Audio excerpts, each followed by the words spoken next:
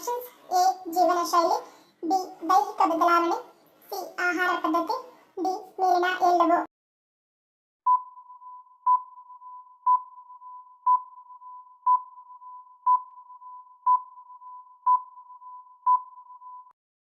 ಸರಿಯಾದ ಉತ್ತರ option D ಮೇಲಿನ ಎಲ್ಲವೂ.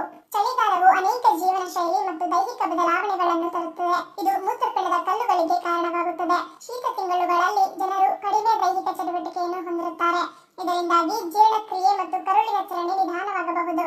ಇದರಿಂದಾಗಿ ಮೂತ್ರಪಿಂಡದ ಕಲ್ಲುಗಳ ರಚನೆ ಅಪಾಯವು ಹೆಚ್ಚಾಗುತ್ತದೆ. ಕಡಿಮೆ ನೀರು ಕುಡಿಯುವುದರಿಂದ ಮತ್ತು ದೈಹಿಕ ಚಟುವಟಿಕೆಗಳಾದ ವಾಕ್, ವ್ಯಾಯಾಮ, ಯೋಗ ಕಡಿಮೆ ಮಾಡುವುದರಿಂದ ಮೂತ್ರಪಿಂಡದಲ್ಲಿ ಕಲ್ಲುಗಳ ರಚನೆಗೆ ಕಾರಣವಾಗುತ್ತದೆ.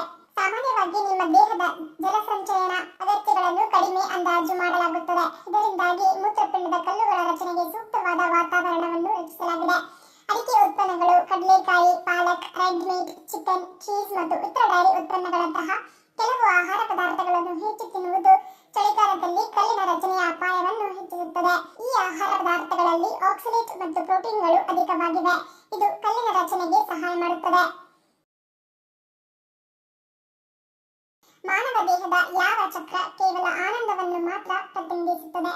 ಆಪ್ಷನ್ಸ್ ಎ ಸಹಸ್ರ ಚಕ್ರ, ಬಿ ಆಜ್ಞಾ ಚಕ್ರ, ಸಿ ವಿಶುದ್ಧಿ ಚಕ್ರ, ಡಿ ಅನಾಹತ ಚಕ್ರ.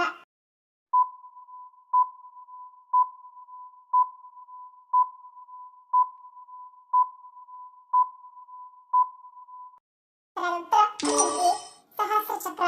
ಈ ಚಕ್ರವು ತಲೆಯ ಮೇಲ್ಭಾಗದಲ್ಲಿ ಗೋಚರಿಸುವುದು. ಈ ಚಕ್ರವು ಆನಂದವನ್ನು ಮಾತ್ರ ಪ್ರತಿನಿಧಿಸುತ್ತದೆ. ಯಾವ ವ್ಯಕ್ತಿ ಸಹಸ್ರ ಚಕ್ರದ ಉತ್ತಮ ಪ್ರಭಾವಕ್ಕೆ ಒಳಗಾಗಿರುತ್ತಾನೋ ಅವನು ಆನಂದವನ್ನು ಮಾತ್ರ ಅನುಭವಿಸುತ್ತಾನೆ.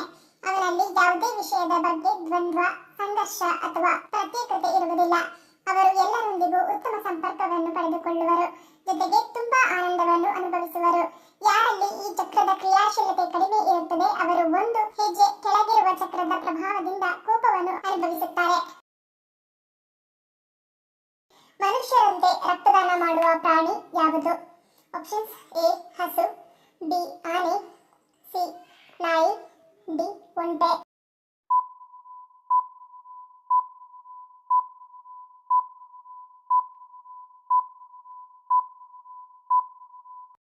ಸರಿಯಾದ ಉತ್ತರ ಆಪ್ಷನ್ ನಾಯಿ. ರಾಜಸ್ಥಾನದಲ್ಲಿ ಮನುಷ್ಯರಂತೆ ನಾಯಿಗಳು ಕೂಡ ರಕ್ತದಾನ ಮಾಡುತ್ತವೆ. ಇಲ್ಲಿನ 4 ಲೆಗ್ ಕೇರ್ ಸಂಸ್ಥೆಯು ತಾನು ಸಾಕಿದ ನಾಯಿಗಳಿಂದ ರಕ್ತ ಪಡೆದು ಗಾಯಗೊಂಡ ಇತರ ಬೀದಿ ನಾಯಿಗಳಿಗೆ ನೀಡುತ್ತದೆ. ಇದೊಂದು ಸರಪಳಿ ಮಾದರಿಯಲ್ಲಿ ರಕ್ತದಾನ ನಡೆಯುತ್ತದೆ. ಸಂಸ್ಥೆಯು ಸಾಕಿರುವ 3 ನಾಯಿಗಳ ದೇಹದಲ್ಲಿನ ರಕ್ತವನ್ನು ಪಡೆಯಲಾಗುತ್ತದೆ. ಗಾಯಾಳು ಬೀದಿ ನಾಯಿಗಳಿಗೆ ನೀಡಲಾಗುತ್ತದೆ. ತದನಂತರ ಗುಣಮುಖವಾದ ಈ ನಾಯಿಗಳಿಂದ ಅಗತ್ಯವಿರುವ ಬೇರೆ ನಾಯಿಗಳಿಗೆ ರಕ್ತ ಸರಬರಾಜು ಮಾಡಲಾಗುತ್ತದೆ. ಬಿಳಿ ಸೇಬುಗಳನ್ನು ಯಾವ ದೇಶದಲ್ಲಿ ಬೆಳೆಯಲಾಗುತ್ತದೆ? Options A America, B New Zealand, C Norway, D Iceland.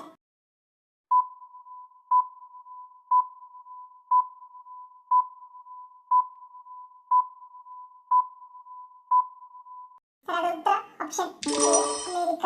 ಬಿಳಿ ಪಾರದರ್ಶಕ ಸೇಬುಗಳು ಎಂದು ಕರೆಯಲ್ಪಡುವ ಬಿಳಿ ಸೇಬುಗಳು ಸಾಮಾನ್ಯವಾಗಿ ಉತ್ತರ ಅಮೆರಿಕ, ಯುರೋಪ್ ಮತ್ತು ಏಷ್ಯಾದ ಕೆಲವು ಭಾಗಗಳಂತಹ ಸೇಬು ಕೃಷಿ ಸಾಮಾನ್ಯವಾಗಿರುವ ಪ್ರದೇಶಗಳಲ್ಲಿ ಕಂಡುಬರುತ್ತವೆ.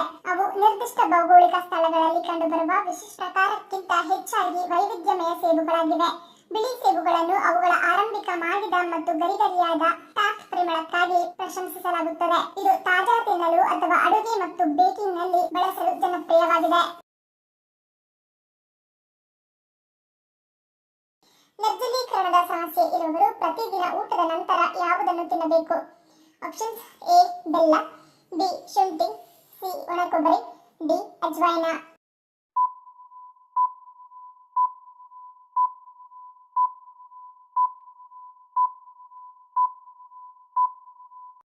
ಸರಿಯಾದ ಉತ್ತರ ಆಪ್ಷನ್ ಎ ಬೆಲ್ಲ.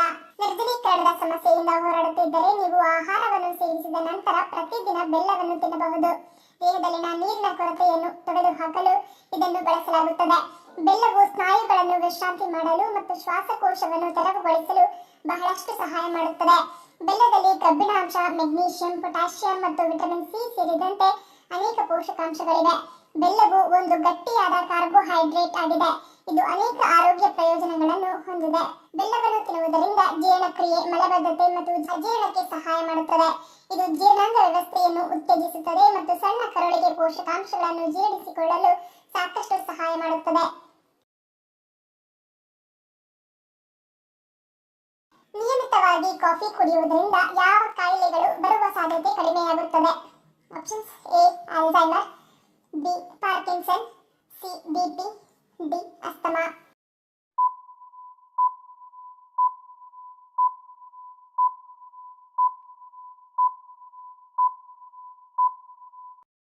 ಸರಿಯಾದ ಉತ್ತರ ಆಪ್ಷನ್ ಎ ಮತ್ತು ಬಿ. ನಿಯಮಿತವಾಗಿ ಕಾಫಿ ಕುಡಿಯುವುದರಿಂದ ಆಲ್ಝೈಮರ್ ಮತ್ತು ಪಾರ್ಕಿನ್ಸನ್ನಂತಹ ಕಾಯಿಲೆಗಳು ಬರುವ ಸಾಧ್ಯತೆ ಕಡಿಮೆಯಾಗುತ್ತದೆ. ಕಪ್ಪು ಕಾಫಿಯಲ್ಲಿ ಕಂಡುಬರುವ ಉತ್ಕರ್ಷಣ ನಿರೋಧಕಗಳು ಮತ್ತು ಕೆಫೀನ್ ವಯಸ್ಸಾದಂತೆ ಮೆದುಳನ್ನು ರಕ್ಷಿಸಲು ಸಹಕಾರಿ. ಬೆಳಗ್ಗೆ ಕಪ್ಪು ಕಾಫಿ ಸೇವನೆಯು ಹೊಟ್ಟೆಯ ಆಮ್ಲ ಉತ್ಪಾದನೆಯನ್ನು ಉತ್ತೇಜಿಸಲು ಸಹಾಯ ಮಾಡುತ್ತದೆ. ಇದು ಜೀರ್ಣಕ್ರಿಯೆಗೆ ಬಹಳ ಒಳ್ಳೆಯದು. ಕಪ್ಪು ಕಾಫಿ ಸೇವನೆಯು ಇನ್ಸುಲಿನ್ ಉತ್ಪಾದನೆಯನ್ನು ಉತ್ತೇಜಿಸಿ ರಕ್ತದಲ್ಲಿನ ಗ್ಲೂಕೋಸ್ ಮಟ್ಟ ನಿಯಂತ್ರಿಸಲು ಕಾರಣವಾಗುತ್ತದೆ. ಕಪ್ಪು ಕಾಫಿಯು ಮೆದುಳಿನಲ್ಲಿ ಸಿರೋಟೋನಿನ್ ಮತ್ತು ಡೋಪಮೈನ್ ಮಟ್ಟವನ್ನು ಹೆಚ್ಚಿಸುವ ಸಾಮರ್ಥ್ಯ ಹೊಂದಿದೆ. ಇದು ನಮ್ಮ ಮನಸ್ಥಿತಿಯನ್ನು ನಿಯಂತ್ರಿಸುವಲ್ಲಿ, ಖಿನ್ನತೆಯ ಭಾವನೆಗಳನ್ನು ಕಡಿಮೆ ಮಾಡುವಲ್ಲಿ ಮತ್ತು ಒಂಟಿತನದ ಲಕ್ಷಣಗಳನ್ನು ನಿವಾರಿಸುವಲ್ಲಿ ಬಹಳ ಸಹಕಾರಿ. ಹಾಗಾಗಿ ಕಾಫಿ ಕುಡಿಯುವುದರಿಂದ ಉತ್ತಮ ಭಾವನೆ ಸಿಗುತ್ತದೆ, ಒತ್ತಡ ಕಡಿಮೆಯಾಗುತ್ತದೆ. ವಿಶ್ವದಲ್ಲಿಯೇ ಸಾವಿಗೆ ಕಾರಣವಾಗಿರುವ ಮೂರನೇ ಸಾಮಾನ್ಯ ಕಾಯಿಲೆ ಯಾವುದು? ಆಪ್ಷನ್ಸ್: ಎ ಹೃದಯಾಘಾತ, ಬಿ ಕ್ಯಾನ್ಸರ್, ಸಿ ಮಧುಮೇಹ, ಡಿ ಪಾರ್ಶ್ವವಾಯು.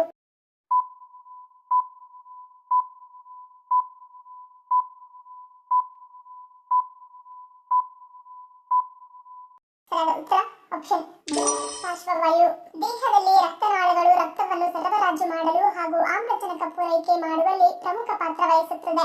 ಈ ರಕ್ತನಾಳಗಳು ಬ್ಲಾಕ್ ಆದರೆ ಇದರಿಂದ ಹೃದಯಾಘಾತ ಮತ್ತು ಪಾರ್ಶ್ವವಾಯುವಿನಂತಹ ಸಮಸ್ಯೆಗಳು ಉಂಟಾಗುತ್ತವೆ. ಬ್ರೈನ್ ಸ್ಟ್ರೋಕ್ ವಿಶ್ವದಲ್ಲಿ ಸಾವಿಗೆ ಕಾರಣವಾಗಿರುವ ಮೂರನೇ ಸಾಮಾನ್ಯ ಕಾಯಿಲೆಯಾಗಿದೆ. ಸ್ಟ್ರೋಕ್ ರೋಗಿಗಳ ಜೀವನ ಸುಗಮವಾಗಿ ನಡೆಯುವುದಿಲ್ಲ, ಏಕೆಂದರೆ ಪ್ರತಿಯೊಂದು ಕಾರ್ಯವು ಇನ್ನೊಂದರ ಮೇಲೆ ಅವಲಂಬಿತವಾಗಿರುತ್ತದೆ. ಆದರೆ ಪಾರ್ಶ್ವವಾಯು ಉಂಟಾಗುವ ಮುನ್ನವೇ ನೀವು ಜಾಗರೂಕರಾಗಿರುವುದು ಉತ್ತಮ. ಹಾಗಾಗಿ ಈ ಕಾಯಿಲೆಯ ಲಕ್ಷಣಗಳು ಕಾಣಿಸಿಕೊಳ್ಳುತ್ತಿದ್ದಂತೆಯೇ ನಿಮ್ಮ ವೈದ್ಯರನ್ನು ಸಂಪರ್ಕಿಸಿದರೆ ಸ್ಟ್ರೋಕ್ ಅಪಾಯದಿಂದ ತಪ್ಪಿಸಿಕೊಳ್ಳಬಹುದು.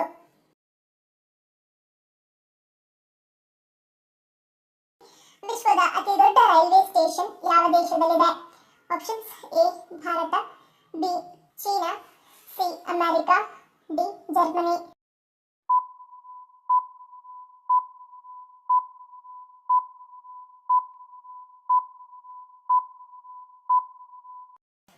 ಉತ್ತರ ಆಪ್ಷನ್ ಸಿ ಅಮೆರಿಕ.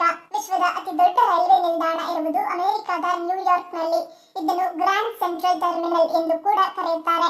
1903 ರಿಂದ 1913 ನಡುವೆ ಈ ಒಂದು ರೈಲ್ವೆ ನಿಲ್ದಾಣ ಸಿದ್ಧಗೊಂಡಿದೆ. ಮೊದಲನೇ ದಿನವೇ ಸುಮಾರು 15,000 ಪ್ರಯಾಣಿಕರು ಈ ನಿಲ್ದಾಣಕ್ಕೆ ಭೇಟಿ ಕೊಟ್ಟಿದ್ದರು. ಈ ಒಂದು ಗ್ರ್ಯಾಂಡ್ ಸೆಂಟ್ರಲ್ ಟರ್ಮಿನಲ್ ಸುಮಾರು 44 ಪ್ಲಾಟ್ಫಾರ್ಮ್ಗಳನ್ನು ಹೊಂದಿದ್ದು ಒಟ್ಟು 67 ಟ್ರ್ಯಾಕ್ಸ್ ಗಳನ್ನು ಹೊಂದಿದೆ. 2 ಅಂಡರ್ ಗ್ರೌಂಡ್ ಪ್ಲಾಟ್ಫಾರ್ಮ್ಗಳು ಇಲ್ಲಿ ನಮಗೆ ಕಾಣಲು ಸಿಗುತ್ತವೆ. ಇದು ವಿಶ್ವ ಗಿನ್ನೆಸ್ ರೆಕಾರ್ಡ್ನಲ್ಲಿ ಈ ಒಂದು ರೈಲ್ವೆ ಸ್ಟೇಷನ್ ವಿಶ್ವದ ಅತಿ ದೊಡ್ಡ ರೈಲ್ವೆ ನಿಲ್ದಾಣ ಎಂದು ದಾಖಲೆ ಹೊಂದಿದೆ. ಹಾವುಗಳೇ ಇಲ್ಲದ ಭಾರತದ ಪ್ರದೇಶ ಯಾವುದು? Options: A Andaman Nicobar, B Kerala, C Lakshadweep, D Mizoram.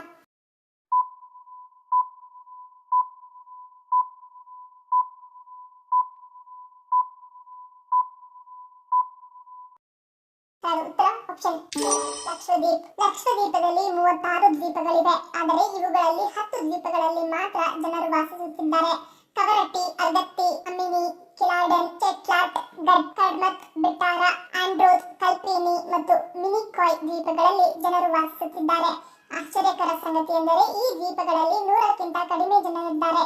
ಲೆಕ್ಕಾಚಾರದ ಪ್ರಕಾರ ಲಕ್ಷದ್ವೀಪವು ಹಾವುಗಳು ಇಲ್ಲದ ಭಾರತದ ಏಕೈಕ ಪ್ರದೇಶವಾಗಿದೆ.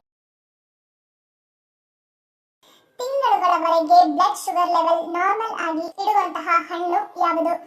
Options: A blueberry, B passion ಹಣ್ಣು, ಸಿ ಪೇರಳೆ, ಡಿ ಚಕೋತ.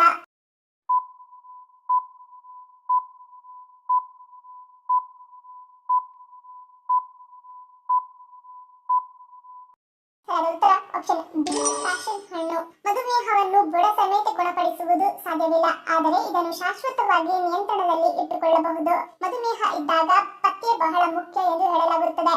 ಆದರೆ ಕೆಲವೊಂದು ಹಣ್ಣು ತರಕಾರಿ ಸೇವಿಸುವ ಮೂಲಕ ಬ್ಲಡ್ ಶುಗರ್ ಅನ್ನು ಶಾಶ್ವತವಾಗಿ ನಿಯಂತ್ರಣದಲ್ಲಿ ಇಟ್ಟುಕೊಳ್ಳಬಹುದು. ಬ್ಲಡ್ ಶುಗರ್ ರೋಗಿಗಳು ಹಣ್ಣು ತಿನ್ನುವಂತಿಲ್ಲ, ಆದರೆ ಇದೊಂದು ಹಣ್ಣು ಸೇವಿಸಿದರೆ ಮಧುಮೇಹವನ್ನು ನಿಯಂತ್ರಿಸುವುದು ಸಾಧ್ಯವಾಗುತ್ತದೆ.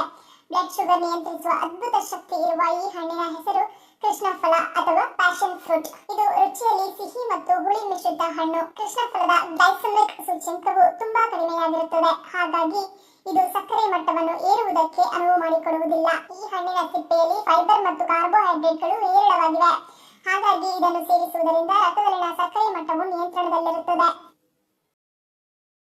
ಧನ್ಯವಾದಗಳು. ನಿಮ್ಮ ಪ್ರೀತಿಯ ಲೈಕ್ ಕೊಟ್ಟು ಪ್ರೋತ್ಸಾಹಿಸಿ. ಇನ್ನು ಹೆಚ್ಚಿನ ಮಾಹಿತಿಗೆ ನಮ್ಮ ಚಾನೆಲ್ ಸಬ್ಸ್ಕ್ರೈಬ್ ಮಾಡಿ, ಪಕ್ಕದಲ್ಲಿರುವ ಬೆಲ್ ಬಟನ್ ಕ್ಲಿಕ್ ಮಾಡಿ. ಇನ್ನೊಂದು ಇಂಟ್ರೆಸ್ಟಿಂಗ್ ಪ್ರಶ್ನೆಗಳೊಂದಿಗೆ ಸಿಗ್ತೀನಿ. Love you all, take care.